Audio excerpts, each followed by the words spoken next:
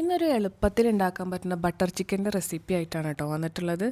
Chicken ചെറിയ പീസാക്കിയിട്ട് അതിൽ normal masala തേച്ച് വെച്ചിട്ടുണ്ടായിരുന്നു. മുളക് പൊടി, മഞ്ഞൾപ്പൊടി, ഉപ്പൊക്കെ ഇട്ടിട്ട് നോർമൽ ഒരു മസാല. എന്നിട്ട് അത് നമുക്കൊന്ന് ഷാലോ ഫ്രൈ ചെയ്തെടുക്കുക. അധികമായിട്ട് ഡീപ്പ് ഫ്രൈ ചെയ്യേണ്ട, ജസ്റ്റ് ഒന്ന് ഷാലോ ഫ്രൈ ചെയ്തെടുത്താൽ മതിയാവും. രണ്ട് സൈഡും ഒരേപോലെ ഫ്രൈ ചെയ്തെടുത്തതിന് ശേഷം ആ എണ്ണയിൽ തന്നെ കുറച്ച് സവാള ഇട്ട് കൊടുക്കുക. കുറച്ച് ഉപ്പും കൂടി ചേർത്ത് നന്നായി വഴറ്റിയെടുക്കുക. നന്നായി വഴന്ന് കഴിയുമ്പോൾ അതിലേക്ക് ഇഞ്ചി, വെളുത്തുള്ളി, പച്ചമുളക് ചതച്ചതും കൂടി ചേർത്ത് നല്ലപോലെ ഇളക്കിയെടുക്കുക.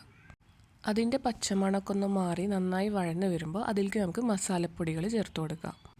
ഗരം മസാല, മുളക് പൊടി, മഞ്ഞൾപ്പൊടി, കുരുമുളക് പൊടി ഇതൊക്കെ ചേർത്തിട്ട് നല്ലപോലെ ഒന്ന് ഇളക്കിയെടുക്കുക. കരിഞ്ഞു പോവാണ്ട് ശ്രദ്ധിക്കണേ, സിമ്മിലിട്ടിട്ട് ചെയ്താൽ മതി. അതും നല്ലപോലെ ഒന്ന് വഴറ്റിയെടുക്കുക. അതിൻ്റെ പച്ചമണമൊക്കെ ഒന്ന് മാറി വരുന്ന വരെ വഴറ്റിയതിന് ശേഷം അതിലേക്ക് തക്കാളി ചേർത്ത് കൊടുക്കുക. തക്കാളി ഒന്ന് നല്ലപോലെ ഇളക്കി വഴന്നതിന് ശേഷം നമുക്കത് ചൂടാറാൻ വേണ്ടി വെയിറ്റ് ചെയ്യണം. അതിൻ്റെ ചൂടൊക്കെ പോയതിന് ശേഷം നമ്മൾ മിക്സിയിൽ അതൊന്ന് അരച്ചെടുക്കുക. ആ മസാല ഫുള്ള് അരച്ചെടുത്തതിന് ശേഷം വീണ്ടും ആ പാത്രത്തിൽ തന്നെ ഒഴിച്ച് സിമ്മിലിട്ടിട്ട് നന്നായി ഇളക്കിയെടുക്കുക. കുറച്ച് വെള്ളം കൂടി ഒഴിച്ചു കൊടുക്കാം. പിന്നെ അതിലേക്ക് കുക്കിംഗ് ക്രീം ചേർത്ത് കൊടുക്കുക. ഞാനിവിടെ അൽമറായിൻ്റെ കുക്കിംഗ് ക്രീമാണ് എടുത്തിട്ടുള്ളത്. അത് ആവശ്യത്തിനനുസരിച്ചിട്ട് ചേർത്ത് കൊടുത്ത് നന്നായി ഇളക്കിയെടുക്കുക.